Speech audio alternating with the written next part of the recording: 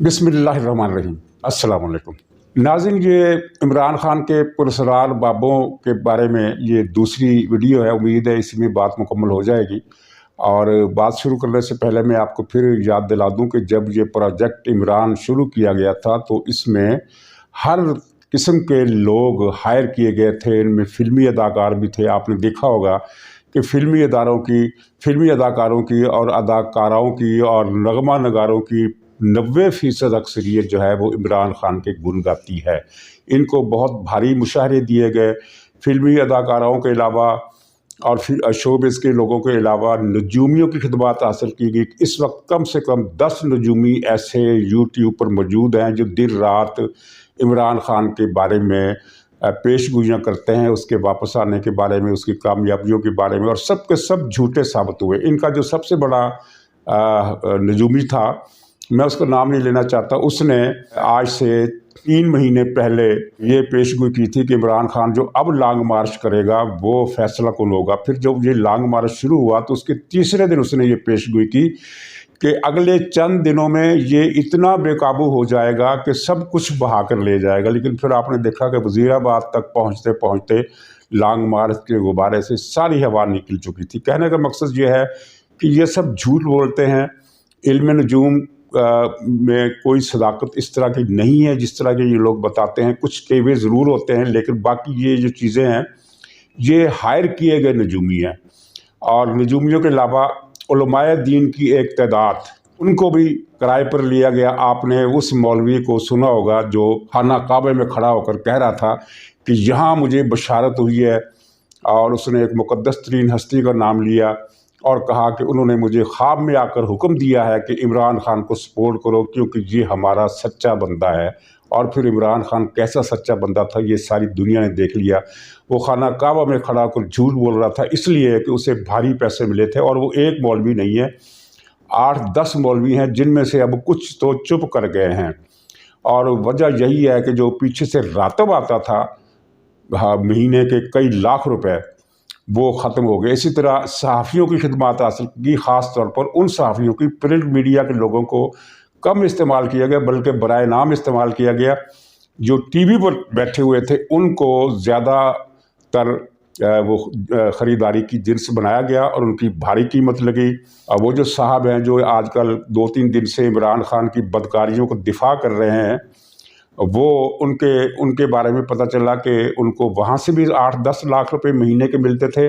और फिर फर्रा गोगी ने जो गैंग बनाया था वहाँ से भी 7 लाख रुपए मिलते थे। और कल ही मुझे एक ट्वीट मैंने देखा तो उससे ये इतला मिली कि इनका रातब अब बंद हो गया है। अब अल्लाह आलम इसमें पूरी सदाकत है, ये जुज़वी सदाकत है, लेकिन बहरहाल ये है कि एक जगह से तो रातब इनका बंद हो गया है। फर्रा गोगी की तरफ से जो मिलता था उसके बारे में यकीन से नहीं किए कहा जा सकता। ये वो साहब हैं जिन्होंने जनरल बाजवा साहब के बारे में ये फरमाइशी एक इल्ज़ाम बारगाह अक़दस पर लगाया था कि बाजवा साहब की तकर्री उनके हुक्म पर हुई है। और ये वो साहब हैं जिनके बारे में ये भी कहा जाता है कि ये पाकिस्तान में पोर्नोग्राफी के सबसे बड़े एक्सपर्ट बल्कि इंसाइक्लोपीडिया है। फुहश लिटरेचर हो, नंगी फिल्में हों, इनको ज़बानी याद है कि कौन सी फ़िल्म कब आई थी, किसमें किसने क्या काम किया था, किसमें क्या था, किसमें क्या नहीं था। इनको इनके अपने अहबाब पोर्नोग्राफी का इंसाइक्लोपीडिया कहते हैं। तो ये इमरान खान का अगर दिफा नहीं करेंगे, तो इमरान खान की बदकारियों को दिफा नहीं करेंगे तो क्या करेंगे। तो इसी तरह दूसरे शोबा है ज़िंदगी से भी, माहिरीन मईशत से भी, जो दिन रात ये ढंढोरा पीटते थे कि सियासी हुकूमतों ने मुल्क की मईशत बर्बाद कर दी और इमरान खान जो है वो ऐसी टीम लेकर आ रहा है कि जो पाकिस्तानी मईशत को दुनिया की चंद बड़ी मईशतों में शामिल कर देगी। तो इसी तरह फिर बाबे भी इस्तेमाल किए गए। जो बाबे इस्तेमाल किए गए उनमें कुछ वो बाबे भी हैं जो ये कहते हैं कि हमें कश्फ होता है। और आज मैं जिस बाबे का ख़ास तौर पर जिक्र करने वाला हूँ वो पिंडी के आसपास के इलाके में रहता है और उसकी भी अक़ीदतमंदों की तादाद खासी ज़्यादा है, बल्कि लाहौर वाले बाबे से उसकी जो स्ट्रेंथ है मुरीदों की, अक़ीदतमंदों की, वो ज़्यादा है। और इस बाबे ने ये दावा भी किया था और वो वीडियो मौजूद है यूट्यूब पर कि जब इमरान खान 2018 से पहले इलेक्शन हुए थे, उस इलेक्शन में जब ये स्टेज से गिरा था اور اس کو بہت زیادہ چوٹ لگ گئی تھی، تو ڈاکٹروں نے جواب دے دیا تھا اور کہا تھا یہ بہت مشکل علاج ہے اور بہت اچھا لے گا، پتہ نہیں سال یا کیا، اس نے کہا مجھے صحیح طریقے سے یاد نہیں، جو الفاظ مجھے اس کے صحیح طریقے سے یاد ہیں آپ یوٹیوب پر جا کر چیک کر سکتے ہیں۔ اس نے کہا تھا کہ پھر میں نے یہیں سے بیٹھے بیٹھے عمران خان کا علاج کیا اور وہ چند دنوں میں ٹھیک ہو گیا، اور یہ علاج دراصل میں نے نہیں کیا تھا، یہ علاج اللہ میاں نے کیا تھا۔ اللہ میاں نے مجھے جس طرح کہا کہ اس طرح علاج کرو، میں نے اس طرح اس کا علاج کیا، اللہ نے مجھے علاج بتایا، میں نے کر دیا۔ تو ناظرین، یہ اس فکرے کے بارے میں آپ کا کیا خیال ہے؟ یہ پیغمبری کے دعوے سے بس ایک فٹ پیچھے والی بات ہے، اس کے بعد تو پھر دعویٰ براہ راست دعویٰ کرنا ہی باقی رہ جاتا ہے۔ تو پھر دوسری بات اس نے ایک اور ویڈیو میں کہی کہ ایک رات میں شام کا وقت تھا یا رات کا وقت تھا، میں بیٹھا ہوا تھا اپنی چھت پر، تو ایک فرشتہ صورت کچھ چیز آئی، تو میں گھبرا گیا کہ اتنی بڑی مقدس ہستی میرے سامنے آ گئی۔ تو اس نے کہا کہ گھبراؤ نہیں، میں تم سے ملنے نہیں آیا بلکہ میں تمہیں تیاری کا کہنے آیا ہوں، تیار ہو جاؤ، حضرت غوث اعظم تشریف لا رہے ہیں۔ اور پھر چند لمحوں کے بعد حضرت غوث اعظم تشریف لائے، انہوں نے مجھے اٹھایا، مجھے گلے سے لگایا اور میرا ماتھا چوما۔ اس بات کی صداقت میں کچھ کہنے کی ضرورت نہیں، آپ زیادہ باشعور ہیں، سمجھتے ہیں کہ یہ لوگ کس طرح کی باتیں کرتے ہیں اور یہ کیوں کرتے ہیں۔ میرا کہنے کا مقصد یہ ہے کہ جب ان کے جو معتقدین ہیں وہ ان کی ایسی باتوں پر اعتبار کر لیتے ہیں، اور ایک بڑا حلقہ ہے، بہت سارا لنگر بھی کھولا ہوا ہے انہوں نے، اور لوگ سینکڑوں کی تعداد میں روز آتے ہیں۔ ظاہر ہے اگر آپ لنگر کھولیں تو جو لوگ آئیں گے کھانا کھائیں گے وہ آپ کی تعریف ہی کریں گے۔ ملک ریاض کا بھی ایک دسترخوان ہے، بحریہ دسترخوان، تو وہاں میں نے دیکھا کہ مزدور غریب قسم کے لوگ جو آتے ہیں وہ پھر آ کر کھانا کھانے کے بعد ملک ریاض کو دعائیں دیتے ہیں۔ ظاہر ہے انہیں نہیں پتا کہ یہ کتنا بڑا قاتل ہے، کتنا بڑا ڈاکو ہے، کتنا بڑا قبضہ گروپ ہے، کتنا بڑا حرام خور ہے، کتنی ناجائز ذرائع سے اس نے کھربوں روپے کی لوگوں کی اراضی قبضے میں اپنی لی ہے اور ان کو معاوضہ تک نہیں دیا، اور اس کے بڑے بڑے افسروں سے، بڑے بڑے ججوں سے تعلقات ہیں، کوئی اس کا کچھ بگاڑ نہیں سکتا۔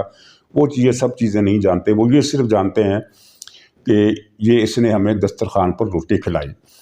تو جب اس کے معتقدین، میں یہ کہنے کا مطلب یہ تھا کہ اس طرح کی جس سے باتیں سنتے ہیں اور ان پر ایمان بھی لے آتے ہیں، تو ظاہر ہے پھر ان کے دل میں ایک ہی خیال آتا ہے کہ یہ کتنی بڑی پہنچی ہوئی سرکار ہے، اتنی بڑی ہستی ہے کہ اس کی زیارت کے لیے غوث اعظم یعنی شیخ عبد القادر جیلانی رحمۃ اللہ علیہ بھی اپنی مرکز سے اٹھ کر یہاں تشریف لاتے ہیں اس کی زیارت کے لیے۔ اتنی بڑی ہستی ہے، اور جب اتنی بڑی ہستی اپنے معتقدین کو کہے گی کہ عمران خان کا ساتھ دو، عمران خان نجات دہندہ ہے، عمران خان ملک کا نقشہ بدل دے گا، یہ سپر پاور ہے، تو پھر ظاہر ہے وہ لوگ جو ہیں عمران خان کے حامی کیوں نہیں ہوں گے، بلکہ ان میں سے تو بعض لوگ یہ سمجھتے ہوں گے کہ یہ اتنی بڑی ہستی ہے کہ اس کی زیارت کے لیے غوث اعظم تشریف لاتے ہیں، تو وہ کتنی بڑی ہستی ہوگی جس کی یہ حمایت کر رہا ہے، جس کی یہ مدد کی اپیل کر رہا ہے۔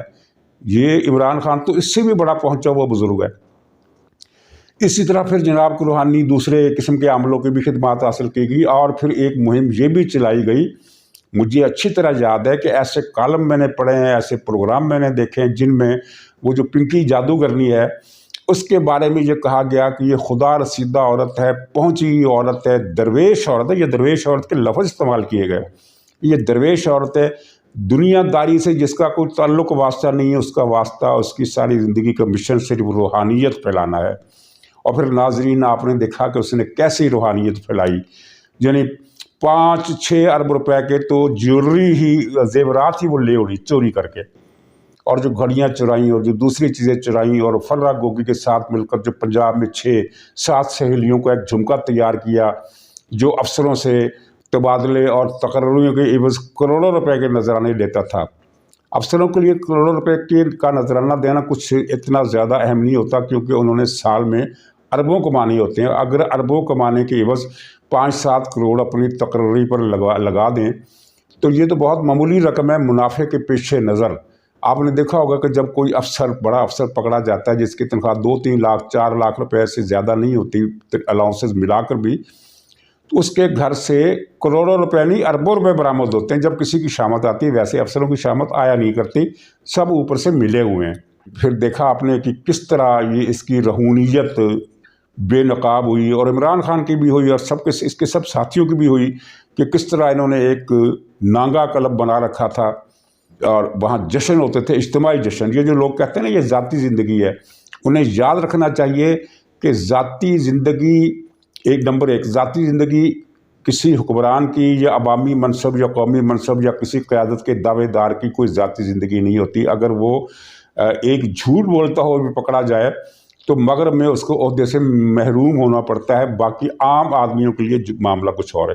اور پھر ناظرین یہاں تو ذاتی زندگی کا معاملہ ہی نہیں تھا، یہاں تو معاملہ یہ تھا کہ ایک ٹولی تھی جو خر مستیاں کرتی تھی، ایک دوسرے کی ویڈیو بناتی تھی، ایک دوسرے پر پانی پھینکتی تھی، سوئمنگ پول میں بھی بدکاری ہوتی تھی، اور بیڈ روم میں بھی بدکاری ہوتی تھی، اور لاؤنج میں بھی بدکاری ہوتی تھی۔ پوری اس کی رہائش گاہ جو تھی وہ اچھا خاصا قہوہ خانہ بنی ہوئی تھی، بڑا تناسب بنی ہوئی تھی، اس طرح کی چیزیں۔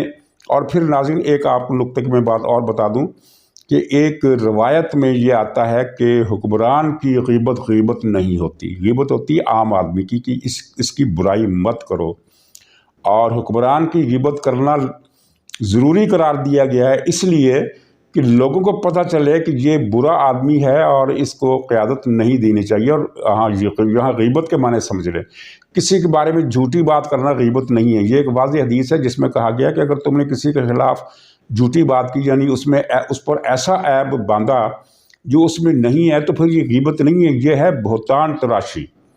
غیبت اس کو کہتے ہیں کہ اس میں کوئی خرابی ہو اور اس کا آپ ذکر کریں، یعنی آپ جو خرابی بتا رہے ہیں وہ واقعتاً اس میں ہو، اور اگر وہ عام آدمی ہے تو اس کی خرابی آپ نے بیان نہیں کرنی ہے، کیونکہ پھر یہ اس کے لیے پھر اس کا یہ اللہ کا اس کا معاملہ ہے۔ اگرچہ اس چیز میں چوری ڈکیتی شامل نہیں ہے، چوری ڈکیتی انفرادی معاملات میں بھی شامل نہیں ہے۔ اگر کوئی فرد چور ہے تو اس کا پردہ اگر آپ رکھیں گے تو اس کی آنے والی چوریوں کے ذمہ دار بھی آپ ہوں گے۔ یعنی کوئی بھی شخص جس کا اجتماعی معاملات سے تعلق ہو، وہ اجتماعی معاملات پر اثر انداز ہو سکتا ہو، جیسے کوئی ڈاکو ہے، جیسے کوئی چور ہے، جیسے کوئی رشوت خور ہے، دوسروں کے حق سلب کرنے والا ہے، یا کوئی دہشت گرد ہے، تو کیا آپ اس کی دہشت گردی کے منصوبے اس لیے پولیس کو نہیں بتائیں گے کہ یہ اس کی پرائیویٹ لائف ہے؟ نہیں، ظاہر ہے یہ پرائیویٹ لائف نہیں ہے، پرائیویٹ لائف کچھ اور ہے۔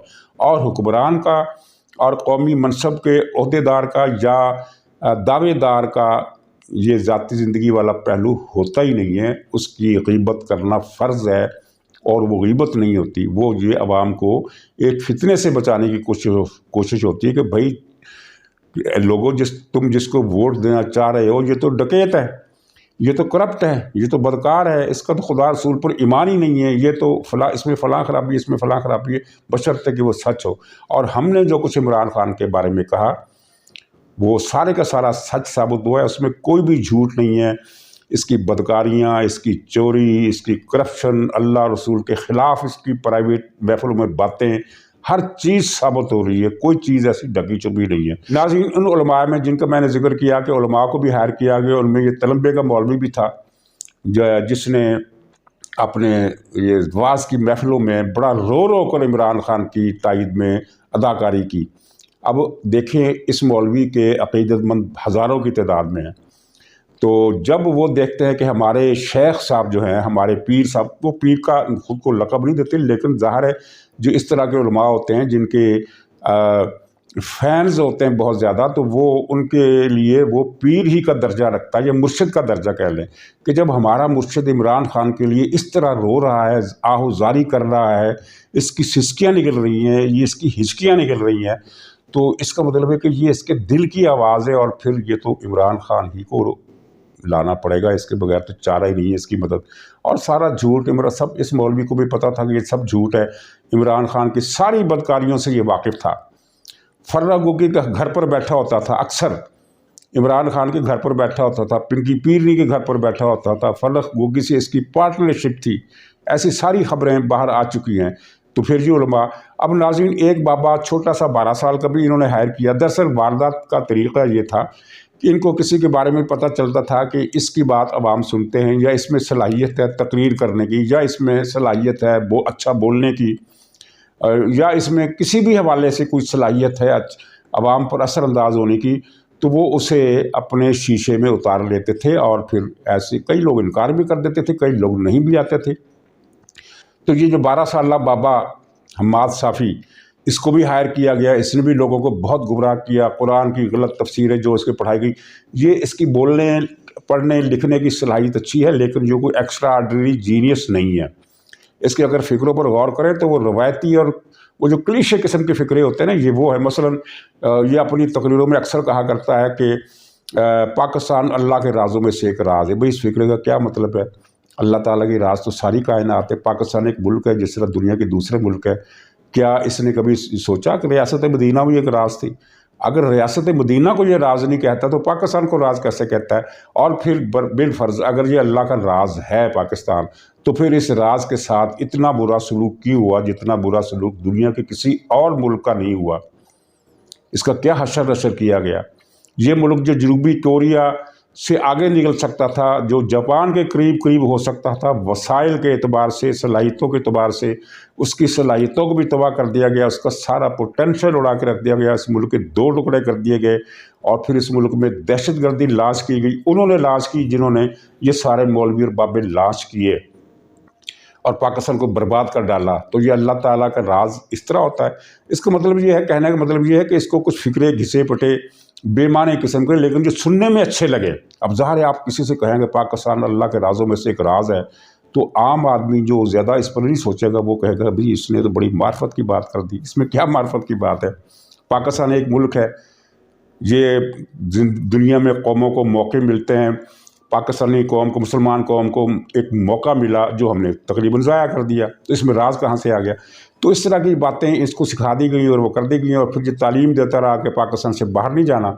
اور اب جب اسے موقع ملا خود باہر جا کر تعلیم حاصل کرنے کا، تو پہلی فرصت میں پاکستان سے بھاگ گیا۔ اور بھاگنے کی ایک وجہ یہ بھی تھی کہ اس کو جو راتب ملتا تھا اس 12 سالہ 14 سالہ بابے کو، وہ ملنا بند ہو گیا۔ تو یہ پاکستان کے لیے جو اس کے دل میں کشش تھی وہ بھی ختم ہو گئی۔ سارا پیسے کا کھیل ہے بابا، یہ بابے سارے پیسے کے کھلاڑی ہیں، پیسے کے پیچھے بھاگتے ہیں، پیسے کے پیچھے اپنا دین ایمان بیچتے ہیں۔ اب 2 صحافتی بابوں کو دیکھ لیجئے، میں دوسرے صحافیوں کو نام نہیں لوں گا کیونکہ وہ خود کو نیکی اور تقوی اور معرفت کے اونچے مقام پر فائز ہونے کا دعویٰ نہیں کرتے۔ یہ اس طرح کے بابی نہیں جو کرامتوں کا دعویٰ کریں، لیکن روحانیت کی اور دین اسلام کی اور احادیث اور قرآنی آیات کے حوالے دے کر یہ عمران خان کو ولی ثابت کرتے تھے، اس لیے میں ان کا ذکر کر رہا ہوں۔ ایک بابا تو وہ ہے جس کا میں نے بار بار ذکر کیا کہ اس نے جنرل باجوہ کو خدا کی طرف سے مقرر کردہ فرشتہ قرار دیا، اور عمران خان کو خلفائے راشدین کے بعد تو ایک تو وہ تھا، اس کا ذکر میں پہلے بھی کر چکا ہوں، اس کا مزید ذکر کرنے کی ضرورت نہیں۔ دوسرا وہ ہے اس نے بھی مسلسل 10-12 سال تک کالم لکھے کہ پاکستان کو قائد اعظم اور اقبال کے بعد جس شخص کی تلاش تھی وہ عمران خان کے روپ میں آ گیا ہے، بلکہ یہ خلافت راشدہ اور حضرت عمر بن عبدالعزیز اور اورنگزیب کے بعد یہ 5واں 6واں آدمی ہے جو اللہ تعالیٰ نے پیدا کیا ہے۔ اس طرح کی باتیں کرتا رہا۔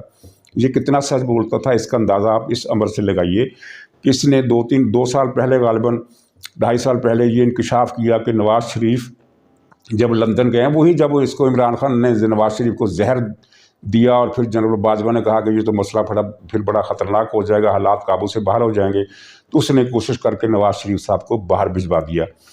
تو اس کے حوالے سے اس نے کہا کہ نواز شریف 50 ارب ڈالر دے کر گیا ہے، ایسے مفت میں نہیں گیا۔ ناظرین، ایون فیلڈ جو اس کے فلیٹ ہیں نواز شریف صاحب کے، ان کی مالیت جب وہ خریدے گئے تھے 3-4 کروڑ روپے تھی۔ اب آپ 1 ارب لگا لیں، 1 ارب کے فلیٹ واپس نہیں کیے، 50 ارب ڈالر دے گیا، پھر کہیں اس کو نجات ملی۔ اور دوسری بات یہ دیکھیے کہ پاکستان 1 سال میں 1 ارب ڈالر لینے کے لیے IMF کے نیچے لیٹ جاتا ہے، اس کی ہر فرمائش پوری کرتا ہے، اس کی بے عزتی برداشت کرتا ہے 1 ارب ڈالر کے لیے۔ اور نواز شریف اکیلے نے 50 ارب ڈالر دے کر گویا پاکستان کو 50 سال کے لیے IMF سے بے نیاز کر دیا، اور پھر بھی ہماری یہ حالت ہے۔ وہ 50 ارب ڈالر کتنے گئے؟ یہ 100 خرب روپیہ بنتا ہے۔ نواز شریف کے فرشتوں نے بھی 100 خرب روپے کا خواب نہیں دیکھا ہوگا۔ میرا نہیں خیال کہ پاکستان میں کوئی مالدار سے مالدار ترین شخص، حتیٰ کہ ملک ریاض بھی 100 خرب روپے کا دعوے دار نہیں ہو سکتا پاکستان کی یہ صورتحال۔ تو یہ اتنا بڑا جھوٹ بولتے ہیں، اور یہ جھوٹ جب بول رہے ہوتے ہیں تو ان کو پتہ ہوتا ہے کہ ہم جھوٹ بول رہے ہیں، اور ان کو یہ بھی پتہ ہوتا ہے کہ ماننے والوں نے مان لینا ہے۔ اور پی ٹی آئی والے پھر جو بلاگر تھے وہ بڑے دن تک جشن مناتے رہے کہ عمران خان نے $50 ارب وصول کر کے نواز شریف کو باہر جانے دے دیا۔ اور پھر پچھلے 2-3 ہفتے پہلے اس نے پھر یہ دعویٰ دہرایا کہ $50 ارب دے کر نواز شریف صاحب ملک سے باہر گئے ہیں۔ تو جناب یہ وہ بابوں کی کھیپ تھی، اور اس میں اور درجنوں نام اور بھی شامل ہیں جو اسٹیبلشمنٹ نے تیار کیے پاکستان میں سیاست کا خاتمہ کرنے کے لیے، صدارتی راج لگانے کے لیے۔ اور مقاصد کیا تھی اس پر کچھ کہنے کی ضرورت نہیں، بہت کچھ پتہ ہے، لیکن اب وہ دور گزر چکا ہے۔ اب اسٹیبلشمنٹ کے اندر وہ چیز نہیں رہی ہے، چیزیں بدل گئی ہیں، مکمل طور پر نہیں بدلی۔ اب بھی اس کے اندر بہت سارے لوگ ہوں گے جو ایڈونچر کرنا پسند کریں گے، لیکن مجموعی طور پر جو ایک حلیہ ہمیں نظر آ رہا ہے جو پاکستان کے لیے آنے والے اگلے برسوں میں شاید اس کی بہتری نکلے، فوری طور پر تو ہمیں بہتری ہوتی ہوئی اس طرح نظر نہیں آتی، لیکن ظاہر ہے جب 1857 میں جنگ آزادی ہوئی تھی تو آزادی نہیں ملی تھی، آزادی 100 سال بعد ملی تھی۔ اس وقت سٹیج تیار ہوا تھا، اس وقت لوگوں کو ذہن بنا تھا، ورنہ نسل در نسل ہندوستان اور پاکستان کے لوگ اس تصور سے ہی ناآشنا ہو گئے تھے کہ آزادی کیا ہوتی ہے۔ وہ یہی سمجھتے تھے کہ اللہ نے بھیجا ہے انگریز کو ہم پر حکومت کرنے کے لیے، تو ہم پر حکومت کر رہے ہیں۔ 1857 کی جنگ آزادی نے ایک فضا بنائی کہ نہیں، انگریز غاصب ہیں، یہ سمندر پار سے آ کر ہم پر ناجائز قبضہ کر کے حکومت کر رہے ہیں۔ تو ایک سٹیج بنتی ہے، اب اس وقت سٹیج بنا ہے، یہ سٹیج بنا ہے اور حقیقی تبدیلیوں کی آمد کا ابھی انتظار ہے۔ ناظرین اجازت دیجیے، انشاءاللہ اگلے ولاگ میں پھر ملاقات ہوگی، تب تک کے لیے خدا حافظ۔